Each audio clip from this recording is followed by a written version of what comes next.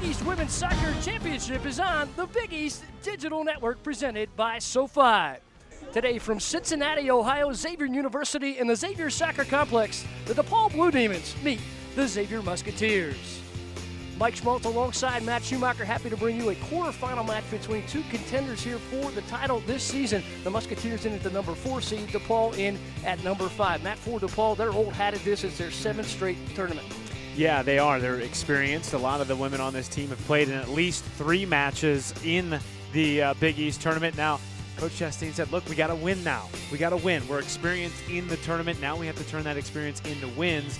And on the other side, Mike, Xavier not very experienced in this tournament. They've never won a Big East tournament game, but they're coming in riding high.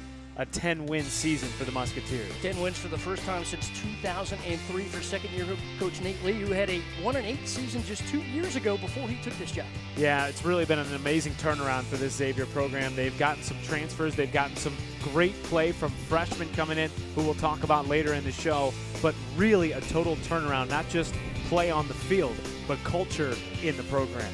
19 newcomers, 15 freshmen for the Musketeers. On the other side for DePaul, Franny Cerny leading the charge of veteran. Yeah, Franny Cerny, an 8-goal season. Boy, has she been spectacular. 19 points. It's going to be really fun to see her go up against a very good Xavier backline who's played a lot of minutes this year. They're going to need Cerny today. She hasn't scored in a couple of games.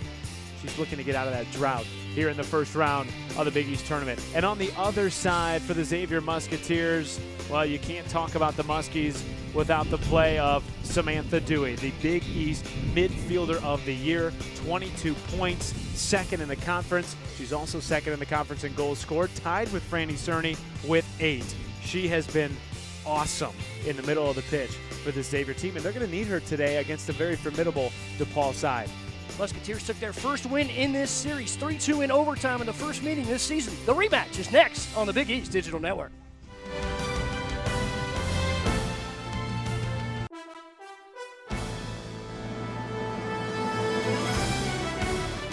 Wins pick up as our first touch is up and away, and we're playing the beautiful game on the Big East Digital Network. The beautiful thing about having a player like Dewey is that she allows you time to get organized when maybe you aren't already. Here's Dewey. Off the service. Dewey works her way in. Dewey puts it on, and a goal for the Musketeers! The midfielder of the year dances in, knocks it in just outside the 6, and Xavier breaks the ice here in the quarters. No need for support on that one. Just a magic touch from Samantha Dewey, the midfielder of the year. Now with 9 goals this season, Mike, she is spectacular. Look at how she holds it. Good ball in, she slips through. Now it becomes a battle of patience and skill, and Dewey's going to win that every time, 1v1. The change of direction, quite impressive there for Samantha Dewey. Worked her way in, changed direction 3 times, and a left footer finally beats Erickson. Kelly Jakovic sends it forward. Samantha Dewey after it for the Musketeers. Dewey sets up one-on-one there against DePaul and batliner. Dewey able to fight through the contact. Dewey carries in. Dewey deflected and a ball cleared right on the goal line. Andy Kennard on the rebound sends it wide. So Xavier's first lethal threat of the afternoon turned away. Third quick restart. Samantha Dewey, she's excellent in traffic. Creates some space, puts a bender on it, and Erickson has to dive to the far post to knock it away. Good chance up front. Bizarro. Ball sent right on. Good strike there by Saipi. Probably the most authoritative offering we've seen out of DePaul here this afternoon. Yep, and Erickson Russo has been a deciding factor in each of the last 2 matches coming into this one, so perhaps she can offer something that DePaul has been missing throughout the first half. Now with just 18 minutes to go before the break. 2 1-0 victories, one on the road at St. John's for DePaul coming into today, October the 25th, the last day of the regular season, a 1-0 victory at Villanova. And Erickson Russo, who came off a 15-day injury absence, scored both of them. Cerny to give it to DePaul. Cerny trying to form. convert upon. Certainly with a long strike, and Bizarro going to have to come over and push it away from the far post, still alive. Tony Bizarro almost collided with that post, ended up entangled in the net momentarily. And now if you're Aaron Chastain, you're hoping that shot perhaps gives a spark to this team. Here's again in the attacking third. Can they convert this time? Emily Burton coming on for the Musketeers along with Claire Fisher, the transfer in from Tennessee. And Mike, this is something that you talked about early, the depth and the trust that Nate Lee has on his bench. He trusts that these reserves can come in and provide a spark off the bench in the final 15 minutes of the first half. That's something that DePaul does not have. They do not have as deep of a rotation as Nate Lee. The Dewey sisters patrolling on batliner. Ball played in. Here comes Samantha Dewey. She's excellent in space. Marked there by Pirelli. Dewey able to work her way forward. Ball going to trickle on. Erickson, an easy cleanup. Not a big threat there as Dewey didn't get a lot on it, but very impressive how she can work her way through traffic. Indeed, but she needs help, and she needs it sooner. They didn't make the runs as quickly as Nate Lee would have wanted. You could hear him from the bench, go to goal, go to goal. Dewey had to create so much with her feet because she didn't see the runners coming into the box. And again, pressing forward, Erickson Russo. Good strike from the top of the box. Bizarro had it all the way. Get a good look there at Samantha Dewey. 22 points, most since her freshman season here. 4 game winners. And she's the midfielder of the year here in the conference. Well-deserved honor there for Samantha Dewey, and a young lady that came back from a lower body injury last year, limited her to 5 matches. They had. Keep an eye on Molly McLaughlin here, one of the favorite targets on these set pieces. McLaughlin in there. Little undersized at 5'7". Good ball forward, and that was McLaughlin with the header over the crossbar. Story on the background from McLaughlin from Granger, Indiana. That, of course, near Notre Dame, where her father, Jim, coached volleyball. The 28-year NCAA volleyball coach, 630 victories, 253 losses. The only coach to coach the men and a women's team to a national championship. That's going to be a fun final 45 here from Cincinnati, Ohio, my friend. I'm looking forward to it. Musketeers and the Blue Demons all even. We'll take a break. Be back with more here on the Big East Digital Network. Back at the half, the Xavier Soccer Complex quarterfinal action here this afternoon in the Big East Championship for the ladies, and the Musketeers and the DePaul Blue Demons all even at 0-0 at the break. Mike Schmaltz, joined by Maddie Tierney. You are a Xavier Soccer alumnus, so give us an update on what you're up to. You played the last 4 years here. Well, right now I'm in a gap year, and I'll be going to the University of Kentucky for medical school in the fall. So actually, a teammate of mine and I are going to Africa in January to work in government hospitals in Tanzania. So, yeah, just kind of hanging out, doing stuff, getting ready for med school. About to trade your Xavier Blue for Kentucky Blue. Right, and now your sister, Mary, this is what's interesting. You played here. Your mother played here. Your sister, Mary, bucked the trend and went for the DePaul Royal Blue instead of the Musketeer Navy. How exactly does that come about? Well, Mary really wanted to leave home, which we're from Northern Kentucky, so pretty close to Xavier. So, yeah, it just happened that DePaul recruited her, and she liked the school. We obviously knew it was a good conference and that the schools in the Big East were great schools. So she decided to go to DePaul, which was a mistake. But and a chance to play at home a couple of times every other year. Which is great. Which is important as well. Yeah. Talk a little bit about the perspective here for this Xavier program. They're in the Big East quarterfinal, second straight year. They get a home match this year. From where it was where you played, a couple of lean years in there, to the transformation into this last 2 seasons. You know, Nate's been obviously a huge part of that. And Nate really turned the program around, and I'm really excited to see where it goes. I think it's improved so much even from last season. And I was proud to be part of the team that first made the Big East tournament. And now, like you said, they have a home match. Hopefully next year we're seeing them get even further, maybe get a bye in the first round. And I think the program can be elevated to that level hopefully in the future, so I'm excited for it. Certainly some steps forward here. Talk about this match, your impressions so far, a scoreless tie here at the break. I actually think right now Xavier's putting the ball in the air a little bit too much. I think they're a more controlled team, whereas DePaul's a more athletic team. So I think if Xavier can find ways to put the ball on the ground and control the game a little bit more, they're going to find success. But right now, pretty even, I would say. Somebody out there fighting these battles, what does this win? How does that affect the game? The wind obviously is a big factor with the ball in the air, which again, I think if they put the ball on the ground, it's going to help them a lot. Especially being a center back, got to be really safe when the ball's in the air and it's windy like this. Yeah. Adjustments for either side. From your perspective, what would you do other than put the ball on the ground more?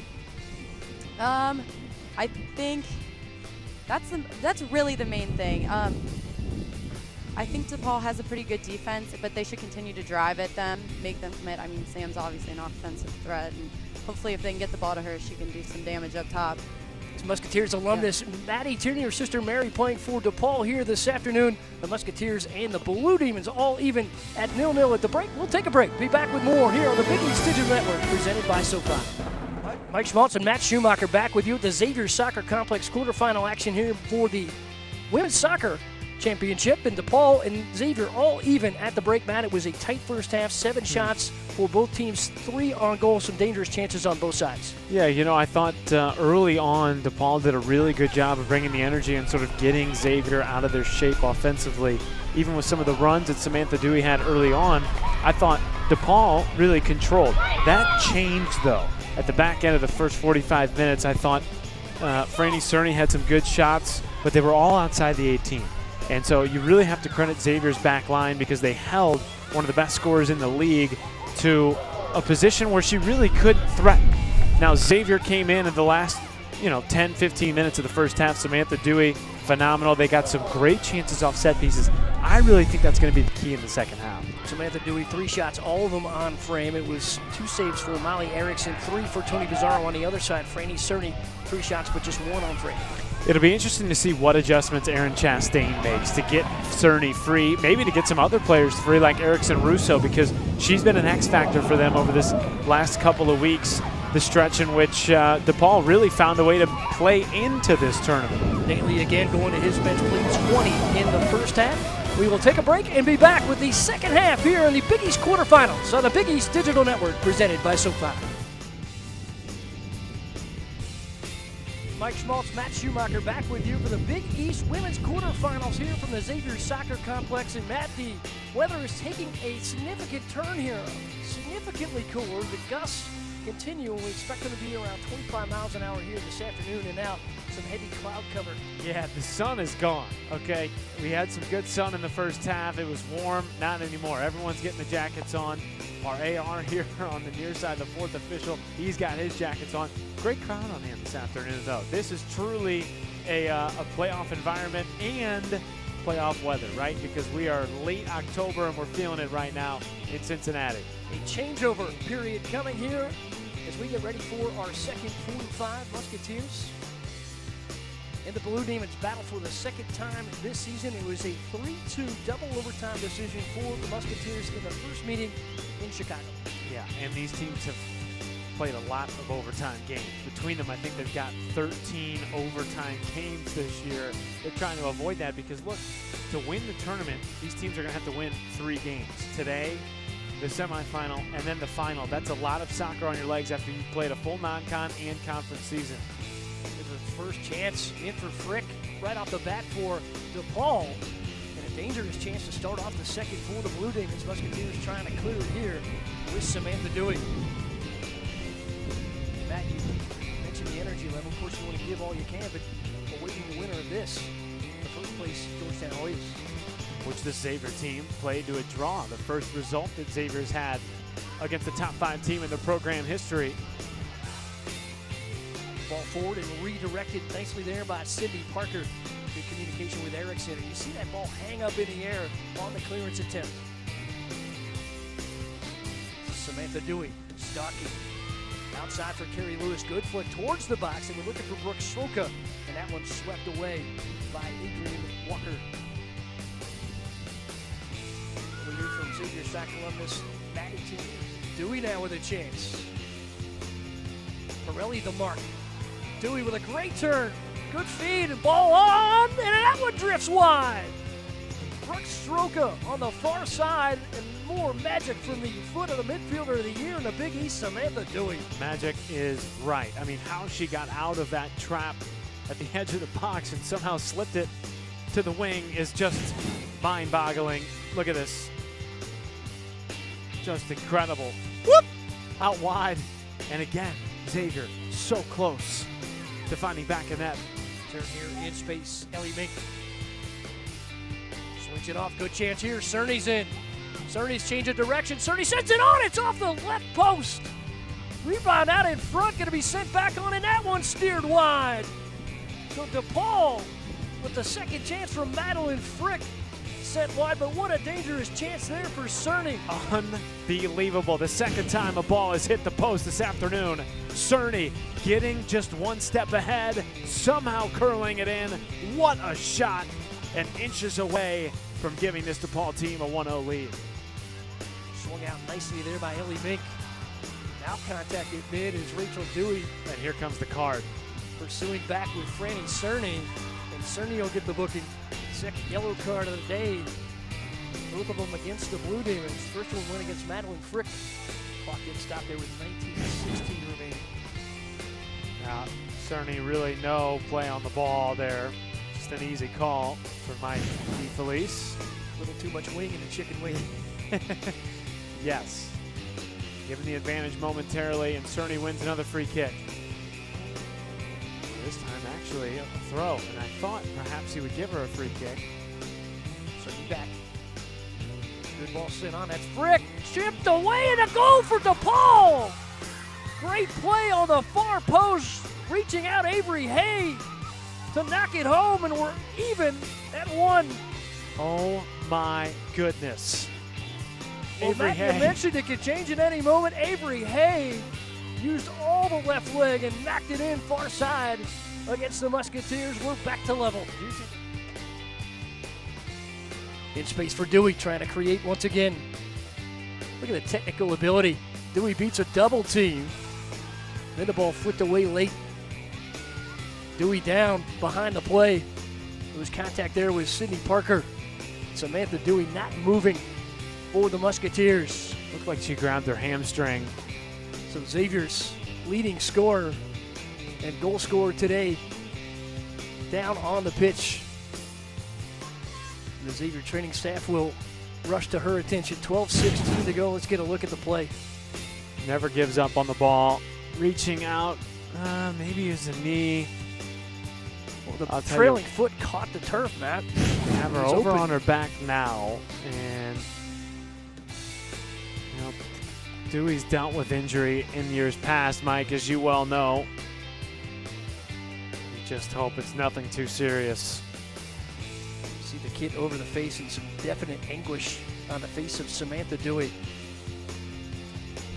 So the midfielder of the year in some medical distress here. What you hope is that it's just a bruise, just a hard whack of the knee, and that she can play through.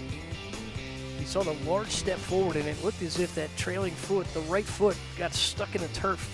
And who knows what could go on. I mean, look at this. 3 defenders coming to the ball. She's like a magnet and still fighting through. There it is. Oh, it's a yeah. turn in the ankle, it looks like. Left her knee vulnerable. At least she's coming off under her own power. So that'll be the right foot for Samantha Dewey. And you saw that snapping motion there at the end as she tried to work through traffic. So Dewey, the redshirt junior, able to rebound from that quirky stab to the turf. Well, she's a warrior. And to be quite frank, they need her. She's a game changer. She gave them the first goal of the match. And if Xavier's to pull through for a second time this year against DePaul, Dewey's services will be needed down the stretch. Djokovic forward. Touch there for Samantha Dewey. In the air, Stroker can't win it. Walker was there for DePaul. Up top for Langford, gets a good left foot on it, denied, right post. Wow. Erickson into the air one more time, and a corner coming up for the Musketeers. Molly Erickson, what a performance, and she continues to impress with the game on the line, Mike. Just incredible by the youth national team player out of Canada. Time will expire. We will go to penalty kicks here in the Big East quarters. Wow. Hard-fought match between the Blue Demons and the Musketeers will come down to penalty kicks. Winner advances to face the top seed, the Georgetown Hoyas. We'll take a look at the goals here this afternoon. Samantha Dewey, just an absolute magician in traffic. got it going and gave Xavier the lead in the 64th minute. Just a beautiful run. Dewey, we can't say it enough, just her knack for getting in positions to create for herself. And that was on display tonight, as it has all season long for a top 3 goal scorer in the league. She's got 9 now this year. And then DePaul able to answer on a gorgeous service from the far side by Jade Erickson. Russo put a good left foot in it, and Avery Hay able to finish it off. What an extension for her in the 75th. That's an SC top 10 type of performance right there. Game tying. If it's not for this service in and this beautiful outstretched kick, the flick with the back heel, tied 1-1. So Nate Lee really done a great job here with this Musketeer program, and now can they find a way with PKs to get past this tough DePaul team? Something important to note, and we thought this would be the case, Mike, but with where they're kicking, the wind will be at their back. Right now it's not terribly windy, but I wonder how that's going to affect how these PK takers approach the ball. Will they blast it as hard, knowing that they've got a tailwind and perhaps it could lift it over the bar if they give it a little too much? Musketeers are going to make a change in goal and put Olivia Jenkins out. So Tony Bizzarro, who has started 18 matches this season for the Musketeers, 74 saves, gives way to Olivia Jenkins. Jenkins with a goals against at 150. Jenkins a much larger goaltender physically. And we'll see how this works out. Yeah, Jenkins 6 foot, Bizzarro listed at 5'8". That might be even a little bit generous. So she's got more length to her. And in a 1v1 situation, you want to get as much length, as much reach as possible. Franny Cerny leads it up for the Blue Demons. Cerny with a left footed. Jenkins able to deny. How about Olivia Jenkins, playing in her 3rd match of the season, comes up and destroys a shot there from Franny Cerny. Incredible. Absolutely incredible. She was skating on the line, and I think perhaps maybe got into the head of Cerny. Guess is right, and full extension makes the save. So here comes Grace Barr, 3 goals on the campaign. And she's going to go against Molly Erickson. Erickson with the international experience, Canadian national teams, and the Swedish national team. And here's Barr. Barr puts it away! Musketeers take the 1-0 advantage in PKs. Cheeky, veteran, calm, cool, and collected. So Madeline Frick now steps up for the Blue Demons. Can Jenkins find a second answer? Frick sends it on and a score. We're even at 1. Good play there by Madeline Frick. Frick 4 goals on the campaign. And Xavier comes back with now the freshman Molly McLaughlin. McLaughlin 2 goals for the season. Some interesting choices here by the Musketeers.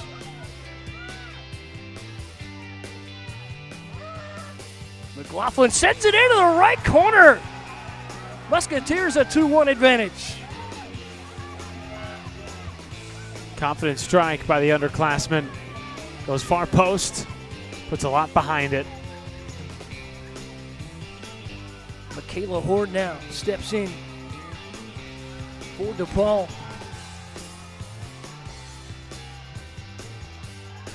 Sends it on. Jenkins denies! Are you kidding me? Are you kidding me? She sits on the bench for 110 minutes and comes out flying across the mouth of net like Superman, making 2 incredible saves. Jenkins played in a 5-0 decision against Southern Indiana back on September the 2nd. Her first start was against number 13 Tennessee in a 3-0 loss.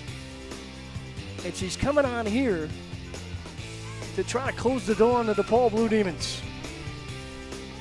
Rachel Butler. Butler sends it in! DePaul in a hole now. 3-1 advantage for the Musketeers. And Jade Erickson-Russo now going to go to the spot for the Blue Demons. And this is it right here. What is going through the mind of Jade Erickson-Russo, having seen 2 of the last 3 kick takers saved? Erickson-Russo puts it in. 3-2. Musketeers go to Claire Fisher. Fisher, the sophomore from Beaver Creek, Ohio, just up the road near Dayton. She transferred in from Tennessee. Did she send the Musketeers to a rematch with the top-seeded Georgetown Hoyas? Fisher sends it on and scores, and the Musketeers take it in PKs. The Musketeers, in dramatic fashion, advance to the semis in a rematch with the Georgetown Hoyas. First Big East tournament victory for Xavier. How dramatic here in Cincinnati. A classic here. Musketeers win in PKs. And we'll take a look at how Xavier was able to score the victory here this afternoon. The goals from Samantha Dewey, it's 64 minutes, an answer from Avery Hay in the 75th for DePaul. And that set us up for penalty kicks. And the Musketeers able to eliminate the DePaul Blue Demons and roll to the semis.